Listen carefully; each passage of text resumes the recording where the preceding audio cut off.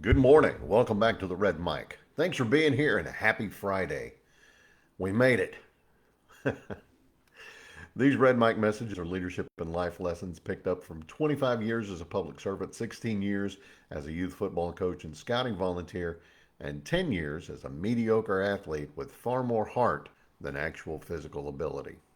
Today's Red Mic message: be in the arena, get yourself in the game.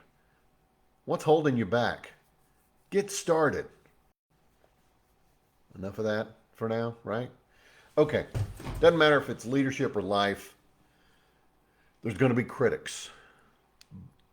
The people doing the most finger pointing, the most naysaying, the nattering nabobs, as they might be called, they are the ones that are almost never doing the hard work. A healthy person doesn't shame the person who is gasping through a workout.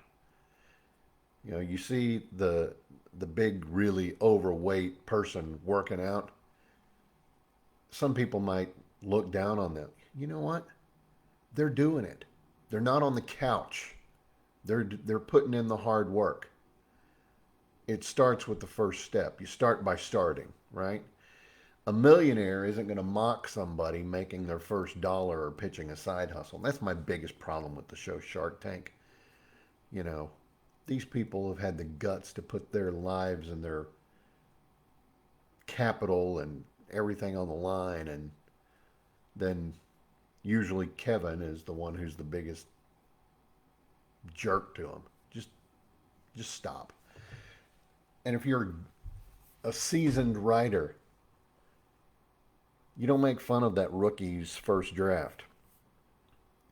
You help lift them up a little bit. You help make them better.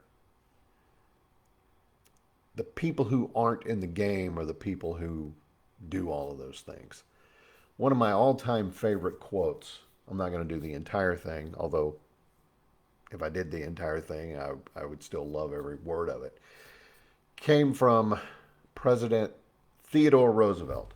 Now, there's a lot about Roosevelt to like, there's a lot about him to not like, but this speech: it is not the critic who counts, not the man who points out how the strong man stumbles or where the doer of deeds could have done them better. The credit belongs to the man who is actually in the arena, whose face is marred by dust and sweat and blood, so that his place shall never be with those cold and timid souls who neither know victory nor defeat. I paraphrased a lot of that, but actually I didn't paraphrase any of it. I skipped a lot of it. That's great. Again, so that his place shall never be with those cold and timid souls who neither know victory nor defeat. Get in the game. Don't listen to the cheap seats. The cheap seats don't know that feeling of exhilaration, of fear, of wonderful anticipation. I mean, it's like Willy Wonka. I hope it'll last, right? So ignore the voices from the cheap seats, because if you're sweating, struggling, or starting something, you're already 90% ahead of the crowd.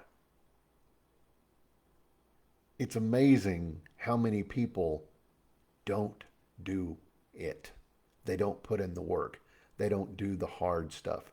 It's supposed to be hard. That's why it's great. Thank you, Tom Hanks. Thank you, League of Their Own. The people who matter, they see your effort.